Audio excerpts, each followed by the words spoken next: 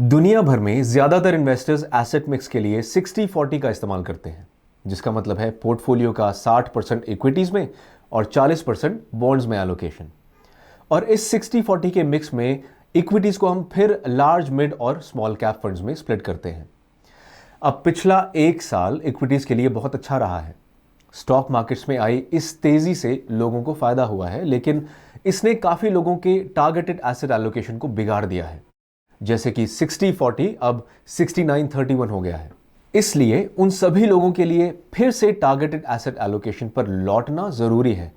इस काम को एक टेक्निक से बेहतर तरीके से किया जा सकता है, जिसे पोर्टफोलियो रीबैलेंसिंग कहा जाता है। इस वीडियो में हम इसी टेक्निक को समझने की कोशिश करेंगे। तो आइए अब शुरू करते हैं।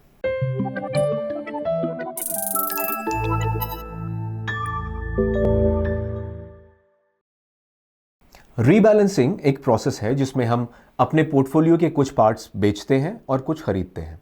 इसका मकसद हर एक एसेट क्लास के वेट को फिर से ओरिजिनल स्टेटस में ले जाना होता है। आइए इसे एक एग्जांपल से समझते हैं।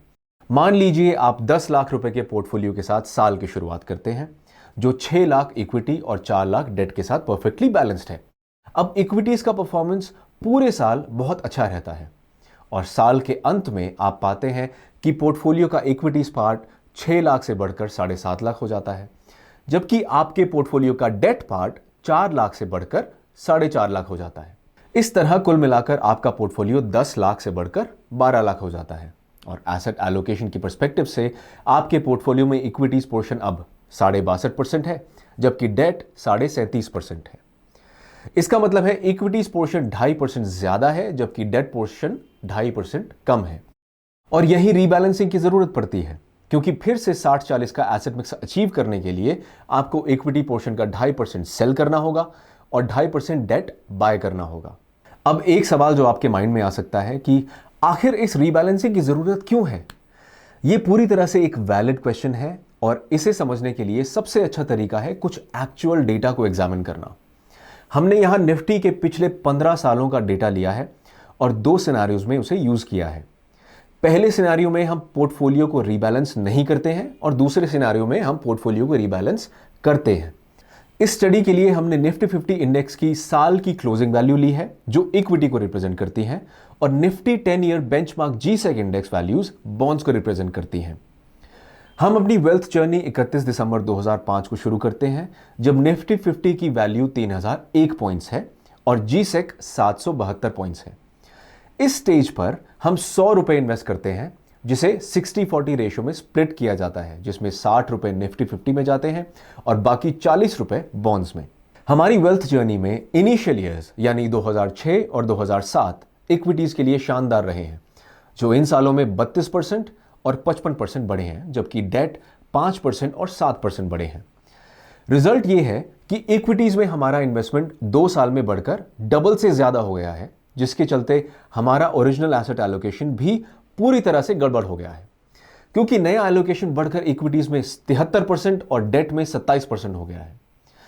इससे भी इंपॉर्टेंट यह है कि 73-27 स्प्लिट के साथ हमारा पोर्टफोलियो आपके कंफर्ट लेवल से ज्यादा रिस्की हो गया है।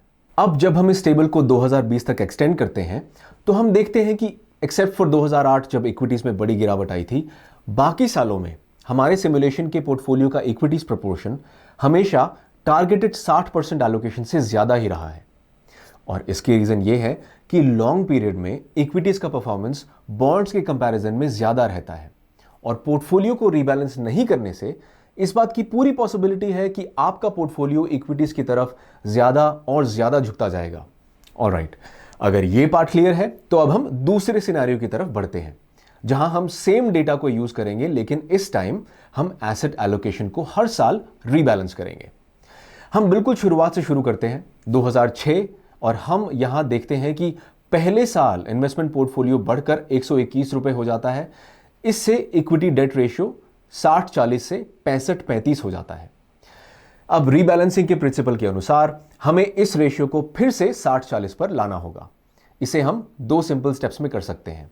स्टेप एक में हम 121 रुपए को टारगेटेड 60-40 रेशियो में स्प्लिट करते हैं, तो हमारा टारगेटेड इक्विटी प्रोपोर्शन 72.6 रुपए है और टारगेटेड डेट प्रोपोर्शन 48.4 रुपए है। और स्टेप 2 में हम ये कैलकुलेट करते हैं कि क्या बाय करने और क्या सेल करने की जरूरत है और कितना। इस तरह 2006 में एक्चुअल और टारगेटेड एलोकेशन के बीच 6.4 रुपए का डिफरेंस था। इसका मतलब है 60% इक्विटी और 40% डेट के ओरिजिनल एलोकेशन पर आने के लिए हमें 6.4 रुपए की इक्विटी सेल करनी है और 6.4 रुपए वैल्यू का डेट बाय करने की जरूरत है। अब ये एडजस्टमेंट, ये रीबैलेंसिंग हर साल करना जरूरी है और ऐसा करने पर 2020 के अंत में हमारा 100 रुपए बढ़कर 462 रुपए हो जाएगा। यहां यह ध्यान देना जरूरी है कि रीबैलेंसिंग से हमारा पोर्टफोलियो बढ़कर 462 रुपए हो जाएगा और विदाउट रीबैलेंसिंग हमारा पोर्टफोलियो काफी कम, सिर्फ 385 रुपए होगा। यह 15 सालों की ड्यूरेशन की रिटर्न्स में एनुअली 1.3% का डिफरेंस है, जो काफी ज्यादा है। अब हम 2 मिनट का और टाइम लेते हैं और यह जानने की कोशिश करते हैं कि नॉन रीबैलेंस पोर्टफोलियो के कंपैरिजन में रीबैलेंस पोर्टफोलियो का परफॉर्मेंस क्यों अच्छा रहा है। इस सवाल का जवाब इस बात में है कि स्टॉक मार्केट्स के 2 अलग अलग फेजेस में पोर्टफोलियो ने किस तरह बिहेव किया है। पहले फेज को हम बुल फेज कह सकते हैं। यह 2006 और 2007 के बीच का पीरियड था और फिर एक लंबा टाइम था जो 2010 से 2020 तक था।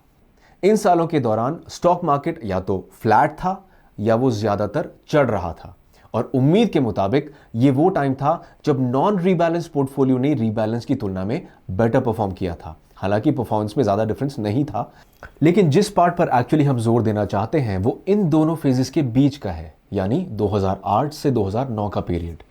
ये वो टाइम था जब 2008 में स्टॉक मार्केट्स ने भारी गिरावट देखी थी, फिर इसने अगले साल रिमार्केबल रिकवरी दिखाई और ज्यादातर लोगों की उम्मीद की तुलना में बेटर पोजीशन पर बंद हुआ। अब यहां इंपॉर्टेंट यह है कि अगर हमने 31 दिसंबर 2007 को अपने पोर्टफोलियो को रीबैलेंस किया होता तो हमने लोअर इक्विटी पार्ट से शुरू किया होता और हमारे पोर्टफोलियो में डेट का रेशियो ज्यादा होता और यह हमारे लिए परफेक्ट होता, क्योंकि 2008 में न सिर्फ इक्विटीज 50% तक गिर गया बल्कि लॉन्ग टर्म डेट पोर्टफोलियो इस दौरान इंटरेस्ट रेट्स में फॉल के चलते 27% तक बढ़ा। इसका मतलब है रीबैलेंस पोर्टफोलियो पर इक्विटीज में गिरावट का न सिर्फ कम असर पड़ा होता बल्कि डेट के बेटर परफॉर्मेंस से यह लॉस कॉम्पनसेट भी हुआ होता। अब 2009-2008 की तुलना में काफी डिफरेंट था। यह ऐसा था जैसे किसी ने स्विच को फ्लिप कर दिया है और इक्विटीज 76% बढ़ा जबकि बॉन्ड्स का रिटर्न 12% तक गिर गया। लेकिन कमाल की बात यह है कि एक रीबैलेंस पोर्टफोलियो ने 2008 के एंड में पोर्टफोलियो का कुछ पार्ट डेट से निकालकर इक्विटीज में डाला और इस सिनेरियो का पूरा फायदा उठाया। इसलिए अगर आप इस पूरे 15 साल के पीरियड को देखें तो ये 2 साल 2008 और 2009 ने रीबैलेंसिंग के इंपॉर्टेंस को दिखाया है और एक्सप्लेन किया है कि कैसे रीबैलेंसिंग पोर्टफोलियो की रिस्क एक्सपोजर को रिड्यूस कर सकता है और क्रूशियल टाइम पर पोर्टफोलियो के परफॉर्मेंस को काफी बढ़ा देता है। अगर आप पहली बार इस कॉन्सेप्ट के बारे में सुन रहे हैं तो आपको यह थोड़ा कंफ्यूजिंग लग सकता है, इसलिए हम आपसे इस सेक्शन को एक बार और तब तक देखने की रिक्वेस्ट करते हैं जब तक आप इसके बारे में कंफर्टेबल ना हो जाएं। और अगर फिर भी कोई सवाल है तो नीचे कमेंट बॉक्स में उसे जरूर पोस्ट करें और हम उनमें से ज्यादातर को जवाब देने की कोशिश करेंगे।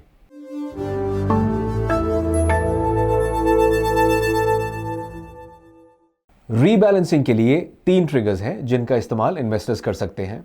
पहला, टाइम ट्रिगर, यानी आप एक शेड्यूल सेट कर सकते हैं जो मंथली, क्वार्टरली या एनुअली हो सकता है। दूसरा, थ्रेशोल्ड ट्रिगर, ये तब होता है जब पोर्टफोलियो अपने टारगेट एसेट एलोकेशन से पहले से सेट परसेंटेज से डेविएट कर जाता है, जो 5%, 10 या 15% हो सकता है। और थर्ड स्ट्रैटेजी एक कॉम्बिनेशन ट्रिगर है जो टाइम और थ्रेशोल्ड ट्रिगर का कंबाइंड फॉर्म है।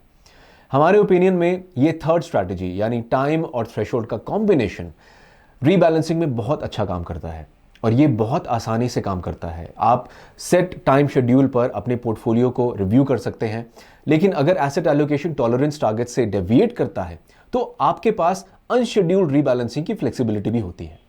एग्जाम्पल के लिए अगर हम अपने टारगेटेड एसेट एलोकेशन को देखते हैं तो वो कितना था, 40% डेट और 60% इक्विटी, जो फिर लार्ज कैप में 35, मिड कैप में 17 और स्मॉल कैप में 8 के बीच स्प्लिट हो जाता है। अब हमारा टाइम ट्रिगर यह है कि हम साल में एक बार रीबैलेंस करते हैं और हम टिपिकली इसे उस मंथ में करते हैं जब हमें एनुअल बोनस मिल जाता है, जो जनरली जून या जुलाई होता है। लेकिन हमारे पास एक थ्रेशोल्ड लिमिट भी है जो तब ट्रिगर होती है जब ये 4 एसेट्स 5% अप या डाउन होते हैं। अब डेट काफी नीचे चला गया है और ये टारगेट से 9% नीचे है और मिड कैप और स्मॉल कैप एलोकेशन करीब 5% ऊपर है। इस तरह ये टॉलरेंस लिमिट को ऑलमोस्ट टच कर गया है। इसका मतलब है हमारे करंट पोर्टफोलियो पर एक रीबैलेंसिंग इवेंट ट्रिगर हो गया है और अभी रीबैलेंसिंग करना हमारे इंटरेस्ट में होगा। ये बताने के बाद आइए एक बार फिर हम उन स्टेप्स को देख लेते हैं जो हमें यहां फॉलो करने हैं। स्टेप नंबर 1, आपको एसेट एलोकेशन प्लान बनाना है और आप इसके लिए ईटी मनी यूट्यूब चैनल पर एसेट एलोकेशन का वीडियो देख सकते हैं। स्टेप नंबर 2, आपको एक रीबैलेंसिंग प्लान क्रिएट करना है जिसमें आप टाइम ट्रिगर और थ्रेशोल्ड ट्रिगर डिफाइन कर सकते हैं।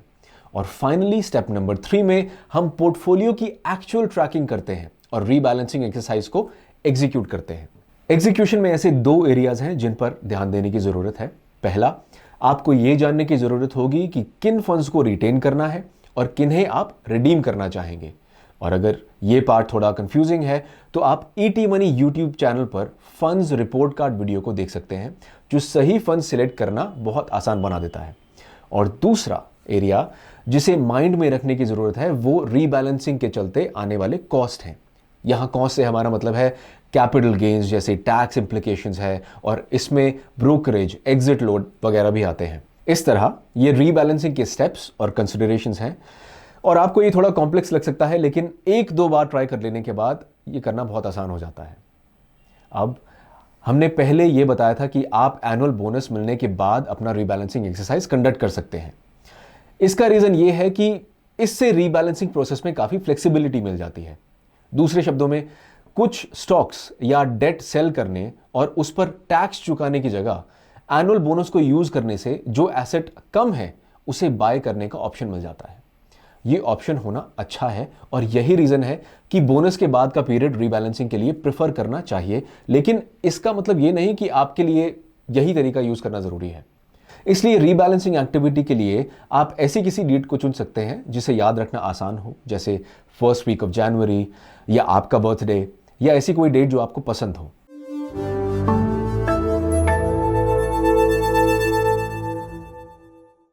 रीबैलेंसिंग की फ्रीक्वेंसी आपकी चॉइस पर डिपेंड करती है।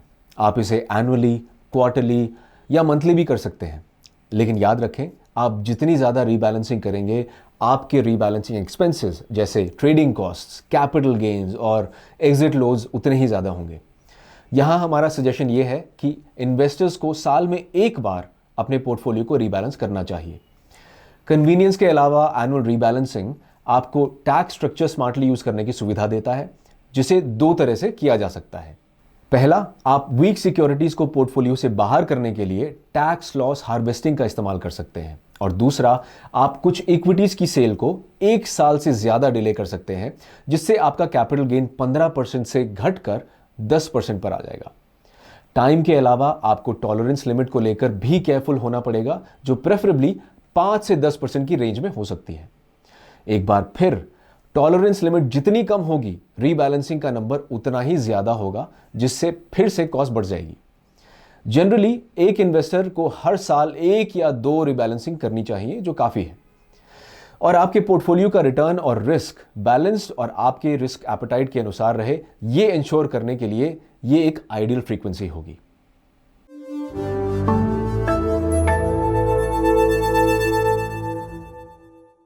रीबैलेंसिंग काउंटर इंट्यूटिव दिख सकता है।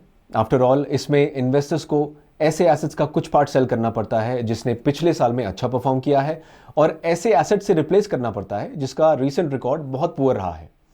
अब ये आर्ग्यूमेंट एक ट्रेंडिंग मार्केट में सही लग सकती है, लेकिन जब समय पलटता है, जैसे 2008 और 2009 में हुआ था, तो रीबैलेंसिंग स्ट्रैटेजी में सिचुएशन को रिवर्स करने की कैपेसिटी है, जो मैसिव परफॉर्मेंस गेन और बेटर रिस्क कंट्रोल इंश्योर कर सकती है। हाँ, चूंकि हम ये नहीं जानते कि कब और कितने टाइम के लिए मार्केट में क्या ट्रेंड कंटिन्यू रहेगा, रीबैलेंसिंग के लिए इन्वेस्टर में स्ट्रॉन्ग कमिटमेंट होना जरूरी है। इसीलिए रीबैलेंसिंग के बारे में हमारा ये मानना है कि पहला, रीबैलेंसिंग को ऐसा प्रोसेस समझें जो उसी तरह है जैसे कि आप एसआईपी को यूज करके डिसिप्लिन्ड वे में इन्वेस्ट करते हैं। और दूसरा, ये जान लें कि रीबैलेंसिंग एक रिस्क कंट्रोल टूल है जिसका मतलब है कि लॉन्ग टर्म में ये वॉलेटिलिटी को काफ़ी रिड्यूस कर सकता है। लेकिन इससे आपका रिटर्न थोड़ा रिड्यूस हो सकता है, लेकिन ओवरऑल आपको अपने पोर्टफोलियो से बेटर रिस्क एडजस्टेड रिटर्न मिलेगा। और इसी के साथ हम इस वीडियो के अंत में आ गए हैं। हम उम्मीद करते हैं कि आपको ये प्रेजेंटेशन पसंद आया होगा और आप अपनी रीबैलेंसिंग शेड्यूल करने के लिए इस वीडियो के कंटेंट को यूज़ करेंगे। ET money Hindi YouTube channel को सब्सक्राइब करना और अपने फ्रेंड्स और फैमिली मेंबर्स के साथ इस वीडियो को शेयर करना मत भूलें। अपना टाइम देने के लिए धन्यवाद और अगले हफ्ते एक और इन्फॉर्मेटिव वीडियो के साथ आपसे मिलने की उम्मीद करते हैं। Mutual fund investments are subject to market risks. Read all scheme related documents carefully.